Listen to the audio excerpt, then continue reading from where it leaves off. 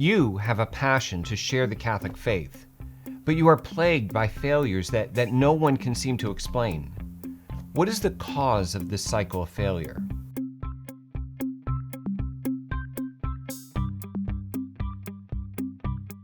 You have been called to share the Catholic faith with friends, family, neighbors, and our mission is to provide you with the methods and the resources to thrive in that ministry. So be sure to subscribe. Welcome, I'm Brad Schepisi, and I have fallen on my face plenty of times while trying to teach and explain this faith to family members and friends. Oftentimes, what starts out as a passion to share my faith ends up descending into a heated argument. And likewise, I've also started plenty of ministries at my parish and then struggled to keep them afloat. For example, I remember starting a Bible study and I was so excited, and on the first night, no one showed up.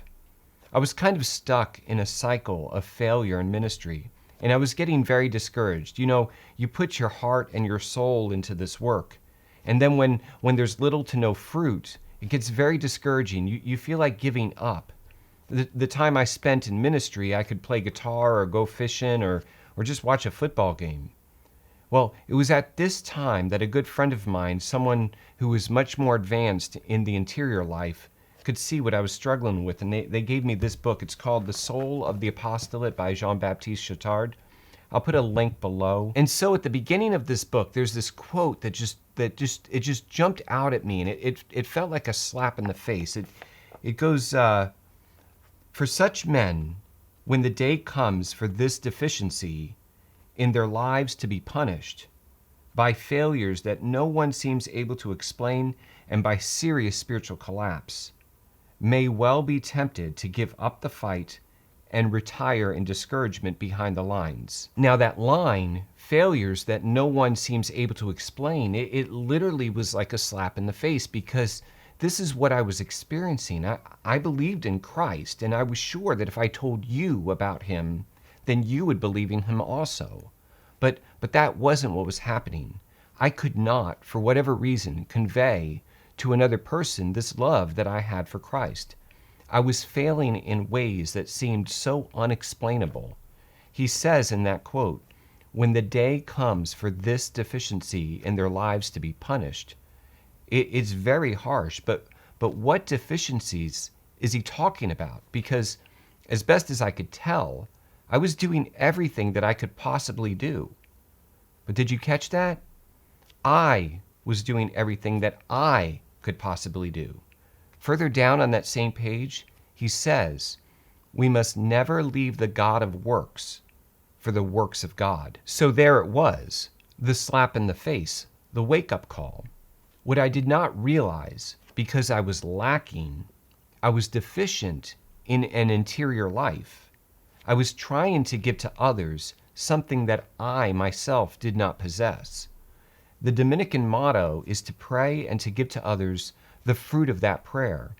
And that entire process hinges on the prayer. So I'm going to switch books here.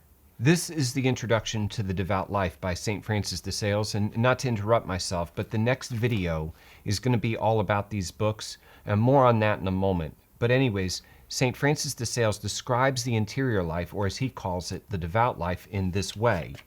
He says, "Ostriches do not fly, chickens fly in a faltering fashion, but eagles, doves, and robins fly aloft, swiftly and frequently. Sinners do not fly up to God, but lie mired in the earth filled with earthly objects. Good people who have not as yet achieved devotion fly towards God by their good works, but do so seldom or slowly.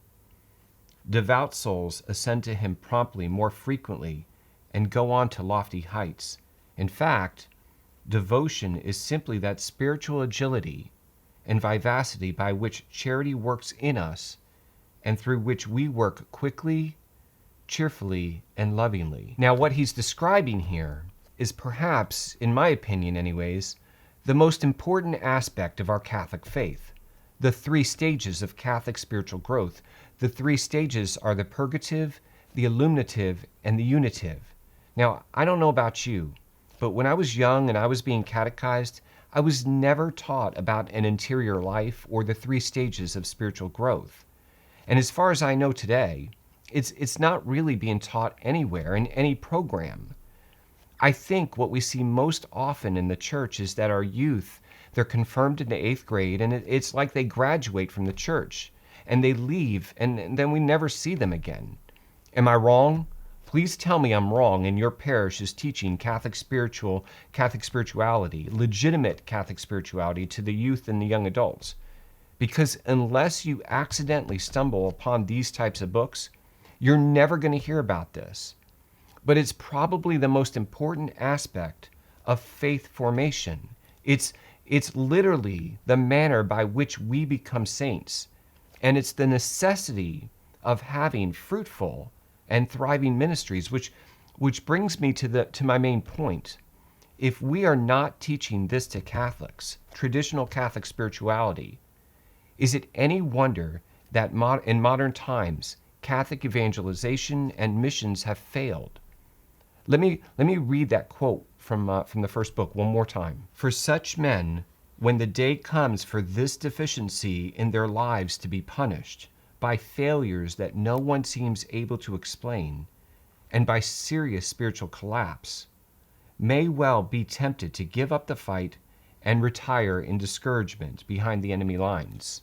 Think about all of our men that are sitting right now at this very moment in the couch watching football games or playing video games, and they're not engaged in the mission of evangelization. Think about this. How can we succeed in our missions if none of us have an interior life? We can't. How can the church as a whole succeed in her missions? You see, in ages past, the church was able to evangelize the whole world because missionaries were formed in and developed an interior life. Today, if we are to be successful in re-evangelizing this world, we likewise must be formed and develop an interior life. But spiritual growth depends greatly on spiritual direction. And I don't know about you, please tell me I'm wrong, but in my experience, it's almost impossible to find a good spiritual director. So in the next couple of videos, I'm going to speak about what books you should read if you're having trouble finding a spiritual director, and how to easily recognize your own spiritual deficiencies. And guys, it's a tough topic, but I'm going to do a video on how to finally overcome that one huge roadblock that all guys struggle with that prevents us from progressing in our own interior lives. Now, here's a huge caveat though. Everything I say is based on very general principles. Ultimately, you should only follow the direction of your own spiritual director, your pastor or your confessor, and I am none of those things. Remember, I am just a guy on the internet. Prayer can be difficult, and we need spiritual directors to help us progress in the interior life. But for many of us, it's very difficult to find a good spiritual director. But in this video, I'm going to share with you some of the best books on Catholic spirituality that might help you during a period of time when you don't have access to a spiritual director.